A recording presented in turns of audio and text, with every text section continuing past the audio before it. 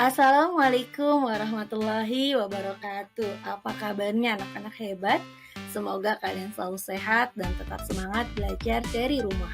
Hari ini kita akan mempelajari gangguan pada organ-organ pernapasan manusia. Adakah yang sudah tahu penyakit apa saja yang dapat mengganggu organ pernapasan manusia?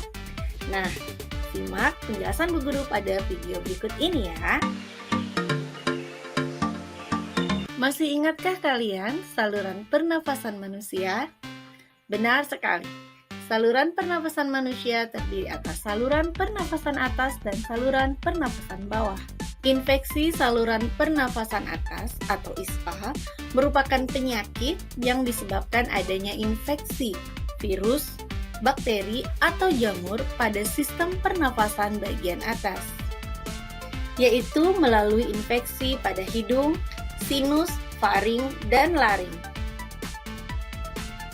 Beberapa jenis ISPA antara lain influenza, sinusitis, faringitis, dan tonsilitis.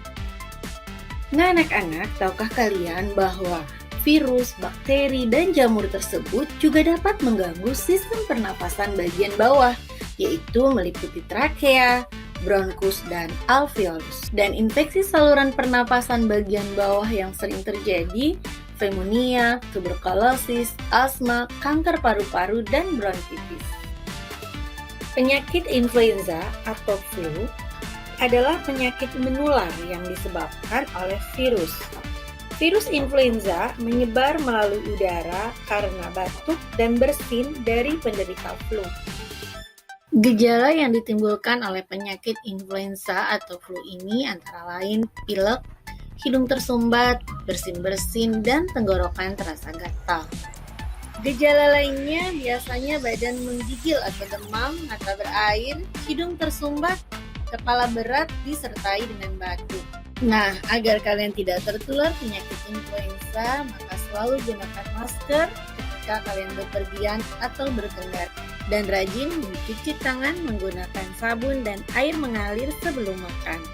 Gangguan sistem pernafasan lainnya adalah penyakit faringitis atau radang tenggorokan yang terjadi karena infeksi sehingga timbul rasa nyeri pada waktu menelan makanan. Dengan kata lain, kerongkongan terasa kering. Bakteri yang biasa menyerang faringitis atau radang tenggorokan adalah Streptococcus faringitis. Selain karena virus, bakteri, atau jamur, faringitis juga dapat disebabkan zat kimia yang mengiritasi faring. Virus penyebab faringitis misalnya rhinovirus, adenovirus, coronavirus, dan orthomyxovirus. Penyakit tonsilitis berkaitan erat dengan faringitis. Orang yang menderita faringitis biasanya disertai dengan radang tonsil atau amandel yang menyebabkan rasa sakit ketika menelan makanan. Dalam keadaan sehat, tonsil atau amandel akan menyaring virus atau bakteri yang akan masuk ke dalam tubuh melalui makanan atau udara. Dan sebaliknya, apabila daya tahan tubuh lemah, virus dan bakterilah yang akan menginfeksi tonsil, sehingga mengakibatkan penyakit tonsilitis. Lalu, apa saja gejala penyakit tonsilitis? Tonsilitis ditandai dengan sakit pada tenggorokan, tonsil mengalami peradangan, batuk, sakit kepala, sakit leher atau telinga, dan demam. Penyakit gangguan pernapasan bagian atas selanjutnya adalah sinusitis. Siapa yang tahu apa yang dimaksud dengan sinusitis? Sinusitis adalah penyakit peradangan bagian atas rongga hidung yang disebabkan oleh infeksi bakteri, jamur, atau virus. Sinusitis juga bisa disebabkan karena menurunnya kekebalan tubuh, flu, stres, kecanduan rokok, atau infeksi pada gigi. Gejala sinusitis adalah hidung yang tersumbat dan terasa geli, serta gatal dan sering bersin, mengeluarkan ingus kental yang berwarna putih atau kekuning-kuningan, dan kepala terasa sakit. Pneumonia adalah radang pada paru-paru yang disebabkan oleh infeksi, baik infeksi bakteri, virus, ataupun jamur. Umumnya pneumonia terjadi saat kuman yang masuk ke dalam saluran pernafasan mengalahkan sistem kekebalan tubuh dan akhirnya menyebabkan infeksi. Kantong udara atau alveoli pada paru-paru yang seharusnya berisi udara menjadi berisi cairan atau nanah yang menyebabkan kesulitan bernafas dan kekurangan oksigen yang masuk ke tubuh. Pneumonia dapat menular melalui udara, batuk dan bersin, ataupun benda-benda pribadi. Di antara virus yang dapat menyebabkan pneumonia adalah adenovirus, virus influenza, hantavirus, dan coronavirus yang menyebabkan SARS, MERS, dan COVID-19. Umumnya, pneumonia karena virus menimbulkan gejala yang lebih ringan dan singkat daripada pneumonia karena bakteri. Tetapi, virus corona dapat menyebabkan pneumonia memburuk dengan lebih cepat. Gejala pneumonia antara lain batuk berdahak, demam, sesak nafas, dan nyeri dada. Selanjutnya adalah penyakit asma. Asma terjadi karena penyempitan pada bronkus dan bronkiolus yang disebabkan oleh pembekakan selaput lendir. Asma disebabkan alergi terhadap debu, asap, bulu hewan, rambut, atau jamur.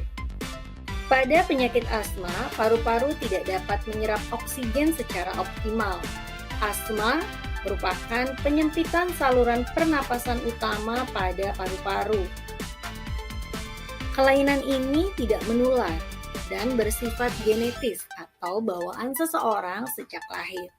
Tetapi kelainan ini juga dapat kambuh jika suhu lingkungan cukup rendah atau keadaan dingin, udara kotor, alergi, dan stres atau tekanan psikologis. Selanjutnya, bronkitis adalah peradangan pada saluran pernafasan yaitu bronkus dan batang tenggorokan. Peradangan tersebut dapat terjadi karena berbagai hal, diantaranya karena adanya infeksi oleh mikroorganisme. Peradangan yang terjadi pada bronkus dan batang tenggorokan tersebut juga bisa terjadi karena adanya alergi terhadap benda atau organisme lainnya. Gejala yang sering timbul pada bronkitis secara umum adalah demam, batuk-batuk, sulit menelan, dan sakit di dada. Penyakit berikutnya adalah TBC atau tuberkulosis yang disebabkan oleh infeksi bakteri Mycobacterium tuberculosis yang menyerang paru-paru. Karena itulah dikenal dengan nama penyakit TBC paru atau TB paru. Bakteri tuberkulosis menyebar melalui udara, sehingga penyakit ini mudah menular dari satu penderita kepada orang di sekitarnya.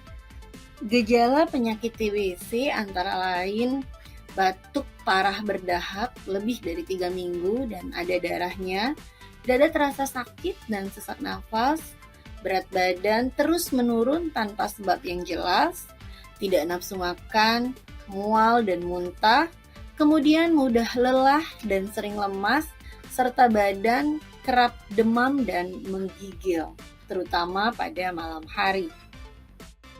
Penyakit TBC ini dapat disembuhkan dengan pengobatan yang tepat. Namun sebaliknya, jika tidak segera diobati dapat mengakibatkan komplikasi penyakit lainnya, bahkan dapat menyebabkan kematian. Nah anak-anak, demikianlah pembahasan kita hari ini tentang penyakit yang mengganggu organ pernafasan manusia. Semoga kalian dapat memahaminya dengan baik.